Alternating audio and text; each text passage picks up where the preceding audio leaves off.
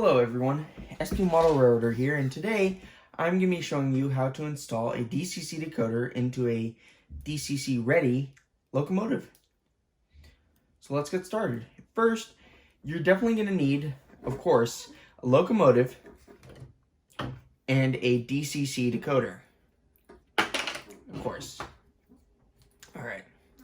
You're also going to need a screwdriver and a tool to pick up small objects, which will be the screws that you have to remove from the locomotive in order to get the shell off.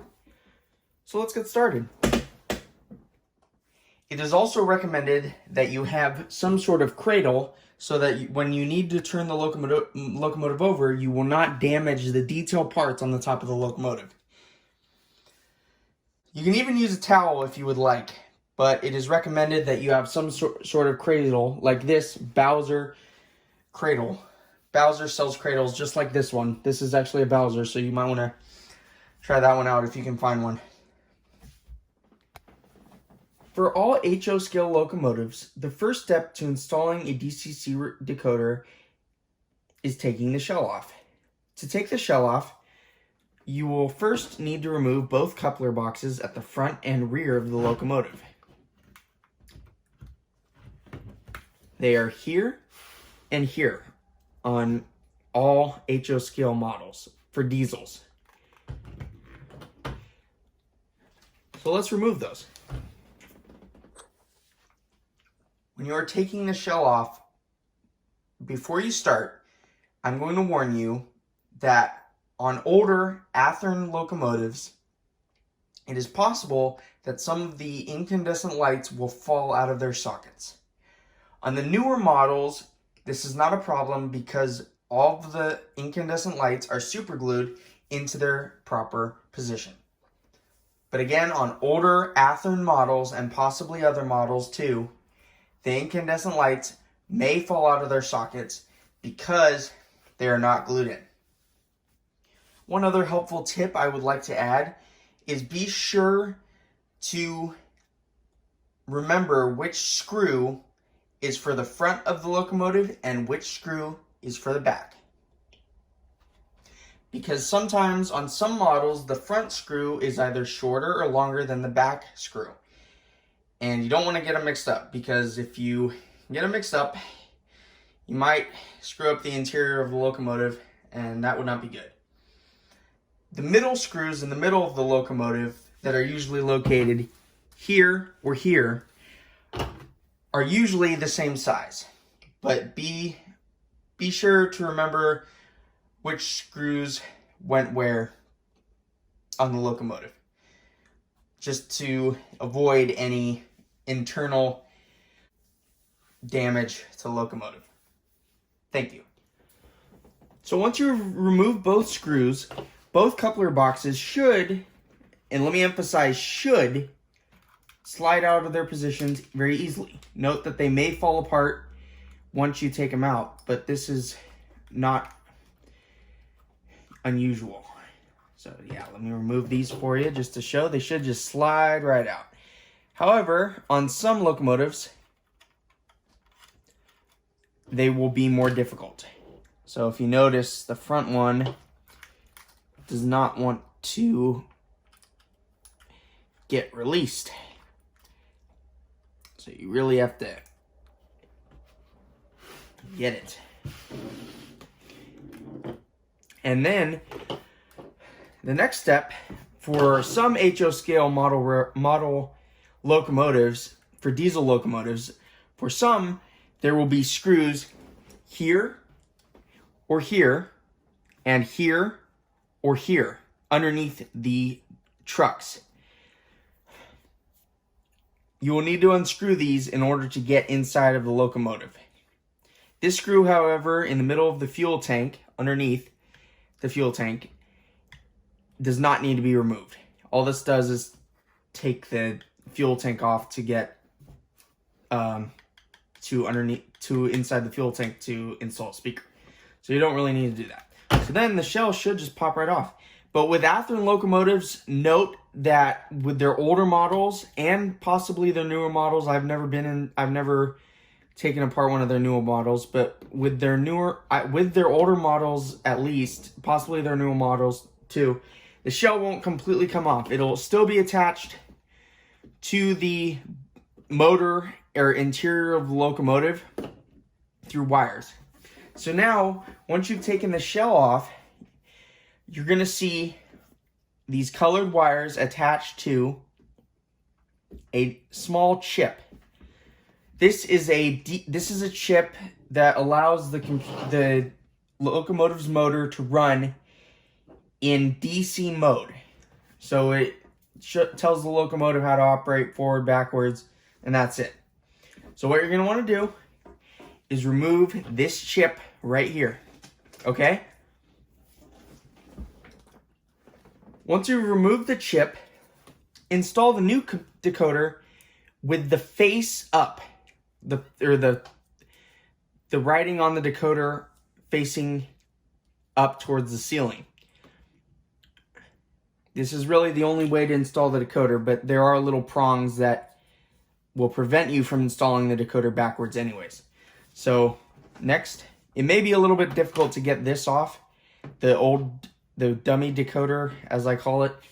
Maybe a little bit difficult to get that off, but then you can install the new one. So install the new one, and you're almost there.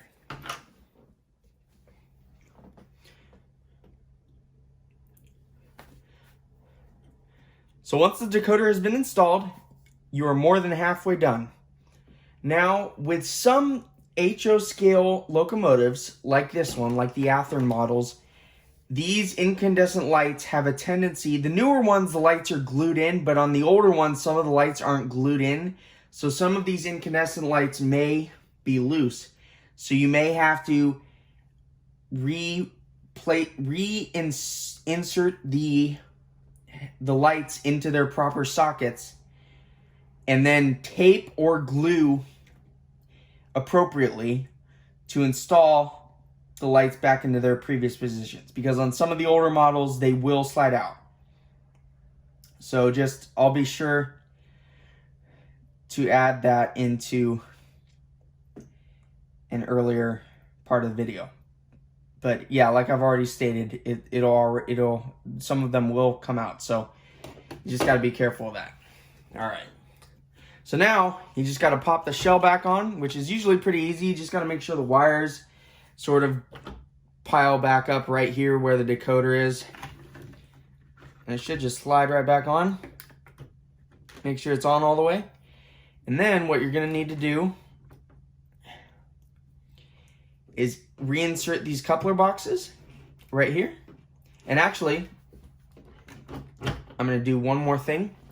So let me pause the video for a second. I'll be right back. You may want to be getting rid of these plastic couplers, because plastic couplers, while they can be used and are pretty efficient, they are not good for if you're pulling heavier loads with your trains. Me personally, I volunteer and operate at 2 model railroad clubs in which you can and sometimes are operating trains that are over 50 cars long, and you really can't be using plastic couplers at all because they're too big of a risk of breaking. Now, I've only had one coupler break that was plastic in my entire life, but even that risk, and I've been model railroading for over 10 years. Well, in HO scale, I've been model railroading for over 10 years, and it's too big of a risk. I mean, when you're running long trains, it's too big of a risk. So get some, it's your choice, but you can get some Kadee number 5s, or you can get these. They're 151s, they're scale heads. So if you want a more prototypical look to your locomotive, you can get a scale head. And then if you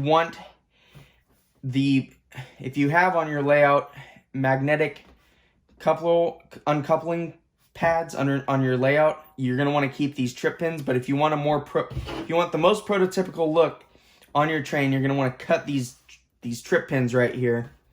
You're going to want to get some cutters, and it's definitely, most likely the little thing is going to fly across the room, but you're going to want to cut those right off. All right.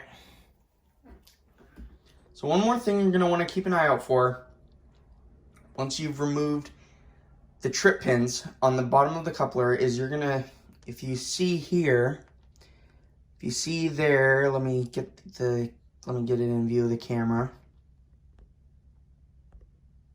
Let me see if I can get the camera to focus. If you just see the spring that's right here, there's a spring right there. It's a little bit of a bronze color if you can see the spring there. You're going to want to be careful and make sure the spring is there, because sometimes when you're cutting off the trip pins, those springs like to fly across the room, and once they're gone, and that's a coupler that you won't be getting back. Well, you can try to get it back by reinstalling another spring, but you're better off just getting another coupler entirely, because installing a new spring, you're going to go through like 2 or 3 springs just to get the spring back, and you can only buy like pairs of or sets of 5, so really not worth the time. You may as well just get another coupler at that point. So just be careful of that. So you're gonna want to have a coupler that still has a trip pin, possibly the old one, just to make sure you know which way the bottom is. Really, when you're pointing the coupler straight, the knuckle is supposed to be on the right side when it's facing up. That's the way you can tell you're installing the coupler correctly. So make sure the knuckle is on the right side, looking at the coupler from the top, and just reinstall the couplers. So I'll get back to you once I've reinstalled both the couplers. All right, you hopefully just successfully installed a DCC decoder into your HO scale diesel locomotive. If you are not able to install your DCC decoder into your diesel locomotive, please be sure to leave a comment and I will do my best to help you out. I hope you enjoyed the video. Please be sure to like, comment, subscribe, and share for more videos just like this one. Thank you very much. SP Model Railroader out.